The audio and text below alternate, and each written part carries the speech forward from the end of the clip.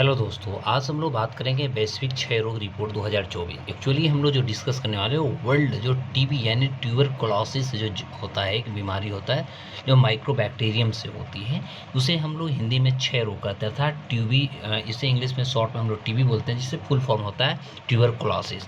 तो आज जो ये रिपोर्ट आई है वैश्विक क्षय रोग रिपोर्ट, यानी जो वर्ल्ड टीबी यानी ट्यूबरकुलोसिस के जो रिपोर्ट आई है 2024 का, इस रिपोर्ट पर आज हम लोग डिस्कस करने जा रहे हैं। और इस रिपोर्ट में देखेंगे, चूँकि भारत का भी अपना एक नारा है कि हम भारत जो होगा वह क्षय रोग यानी टीबी मुक्त होने वाली राष्ट्र होगी।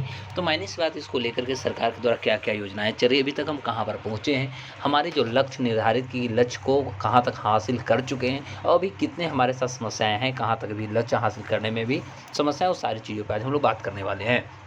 तो आज का रिपोर्ट हमारी रहेगी वैश्विक क्षय रोग रिपोर्ट, अर्थात टीबी पे जो रिपोर्ट आती है उस पर आज हम डिस्कस करने जा रहे हैं। क्योंकि हम सभी को पता होनी चाहिए कि जो टीबी पर जो रिपोर्ट आती है, ट्यूबरकुलोसिस पर जो रिपोर्ट आती है, यह WHO यानी वर्ल्ड हेल्थ ऑर्गेनाइजेशन के नाम आपने सुना होगा। तो WHO के द्वारा यह प्रत्येक वर्ष जो होता है रिपोर्ट को दी जाती है। तो चूँकि 2024 का भी रिपोर्ट जारी कर दी गई है। 2024 की रिपोर्ट में बताया गया है कि दुनिया के लगभग 99% से अधिक, याद रखिएगा, दुनिया के 99% से अधिक आबादी और टीबी जो होती है उसके मामलों में लगभग 193 देशों की बात करें, क्षेत्रों से डेटा को एकत्रित किया गया है, डेटा को लिया गया है। और इस डेटा को एकत्रित करने के बाद इस रिपोर्ट को तैयार किया जा रहा है। इस रिपोर्ट में यदि देखा जाए तो आप देख सकते हैं, यह रिपोर्ट जो है, चाहे आप ग्लोबल ले सकते हैं, आप क्षेत्रीय जो स्तर होता है उसके, तथा दुनिया के जितने भी देश हैं उसके स्तर पर टीबी से रिलेटेड जितनी भी महामारियाँ फैल रही हैं और रोग को कैसे रोकथाम किया जाए, इसका निदान क्या हो सकता है, इसकी ट्रीटमेंट यानी उपचार क्या हो सकता है, और प्रगति का व्यापक जो अभी तक मूल्यांकन किए गए हैं, सारे रिपोर्ट के आधार पर ये रिपोर्ट को पूर्ण रूप से हम कह सकते हैं कि इसको तय किया जाता है, पूर्ण रूप से इस रिपोर्ट को जारी की जाती है। तो आज हम लोग डिस्कस करने जा रहे हैं कि इस रिपोर्ट के जो मुख्य निष्कर्ष हुआ, चूँकि WHO के द्वारा जो टीबी होता है, टीबी से उन्मूलन हेतु पूरे विश्व में बहुत बड़ी बड़ी जागरूकता भी फैलाई जा रही है। दुनिया के जितने भी राष्ट्र हैं, सारे राष्ट्र ने अपने देश में ट्यूबरकुलोसिस को हराने हेतु बहुत सारे योजनाएं भी चला रहे हैं, सरकार के कदम भी बड़े बड़े हैं। तो इसको देखते हुए आज हम लोग बात करने जा रहे हैं कि इस रिपोर्ट में जो मुख्य जो कंक्लूजन आने वाली है, इस कंक्लूजन जो डिस्कशन करेंगे। तो मामलों की यदि संख्या देखा जाए तो 2023 में आप देखेंगे तो भारत में लगभग 25.2 लाख टीबी के मामले रिपोर्ट आए थे, यानी मोटा मोटी देख सकते हैं 25,20,000 लगभग ऐसा रिपोर्ट आई थी। जो 2022 में देखिएगा तो 24.2 लाख मामले से अधिक थी, अर्थात आप कह सकते हैं कि मोटा मोटी 1 लाख जो था वह केसेस जो था टीबी का वो भारत में बढ़ा था। 2000 बात करें 23 में, 22 से 23 में 1 लाख बढ़ा था।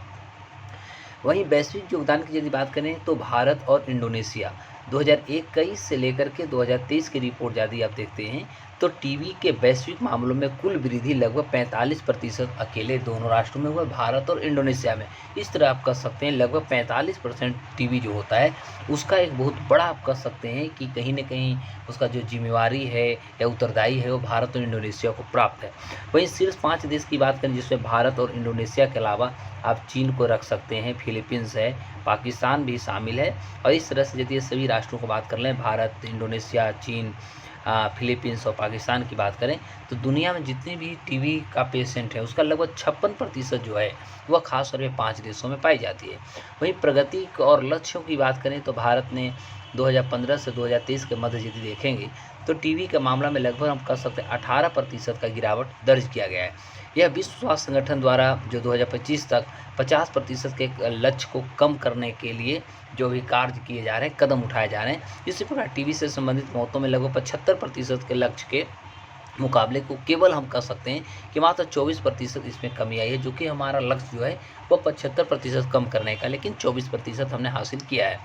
निदान की यदि बात करते हैं, निदान में वृद्धि देखिएगा तो वैश्विक स्तर पर आप देखेंगे तो 2023 में लगभग 82 लाख लोगों में से टीबी के नए मामले देखे गए, और यह 1995 में WHO द्वारा जो निगरानी शुरू करने के बाद से सबसे अधिक संख्या अभी प्राप्त की गई है 2023 में।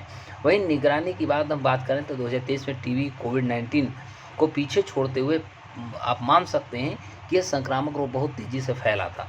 और इसी दरमियान आप देखेंगे तो वित्तीय संसाधनों में भी कमी देखने को मिला, चूँकि 2023 में आप देखिएगा तो जो हमारी लक्ष्य थी $2200 करोड़ में से केवल $570 करोड़ ही उपलब्ध कराए गए हैं, जो कि टीबी को हराने में बहुत कम राशि, आप कह सकते हैं बहुत कम राशि देखने को मिला है। वहीं भारत में यदि देखेंगे तो भारत में भी फंडिंग में थोड़ा-सा गिरावट देखने को मिला है। भारत में टीवी के लिए कुल वित्त पोषण की यदि बात करें तो 2019 में मोटा-मोटी लगभग 43.2 करोड़ रुपया या 43.2 करोड़ डॉलर से घटकर या 2023 में जो है वह 30.2 करोड़ डॉलर हो चुका है। जबकि घरेलू वित्त पोषण की यदि बात करें तो 34.5 करोड़ डॉलर से घटकर या 25.3 करोड़ डॉलर रह गया है। तो यह अपने आप में एक चुनौती है। भारत के टीवी उन्मूलन के प्रयास यदि देखा जाए तो 2017 से 2025 यह हमारे लिए एक रणनीति भी है और हमारे लिए एक लक्ष्य भी है। चूँकि भारत का लक्ष्य है कि 2025 तक टीवी उन्मूलन करना है, भारत को पूर्ण रूप से यदि देखा जाए तो टीवी से उन्मुक्त कर देना है, ये भारत का लक्ष्य है। जबकि वैश्विक यदि देखा जाए तो 2030 निर्धारित की गई है। भारत जहाँ 2025 रखा है, वहीं दुनिया जो है 2030 लक्ष्य निर्धारित किया गया है। 2030 तक पूरी दुनिया से टीवी को हरा देना है, टीवी को खत्म कर देना है। तो योजना में भारत के लिए लक्ष्य निर्धारित किया गया है और इस वर्ष 2025 तक यदि देखें तो प्रति लाख जनसंख्या पर लगभग 44 नए टीबी मामले या कुल 65 मामले से अधिक होने की संभावना नहीं है।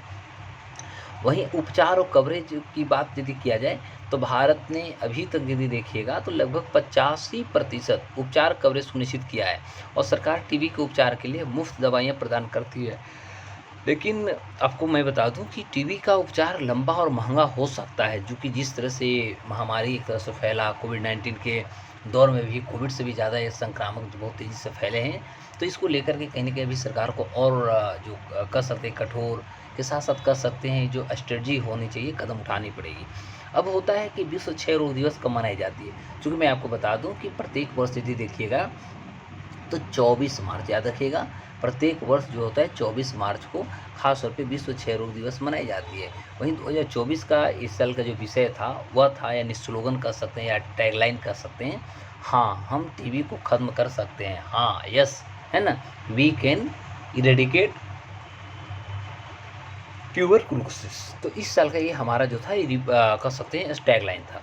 वहीं यदि बात करते हैं तो सबसे महत्वपूर्ण बात ये होती है कि 24 मार्च 1882 को डॉक्टर रॉबर्ट कोच ने माइकोबैक्टीरियम ट्यूबरकुलोसिस की सबसे पहली खोज की थी। तो ये आपके एग्ज़ाम में पीटी में भी मुख्य रूप से पूछा जाता है और इसका जो मुख्य उद्देश्य था वो टीबी के वैश्विक महामारी और इस रोग का जो उन्मूलन करने के लिए जो किए जा रहे कदम हैं या प्रयास जो हैं उनसे लोगों को जागरूक करना, जागरूकता को बढ़ाना जिससे कि टीबी को रोका जा सके।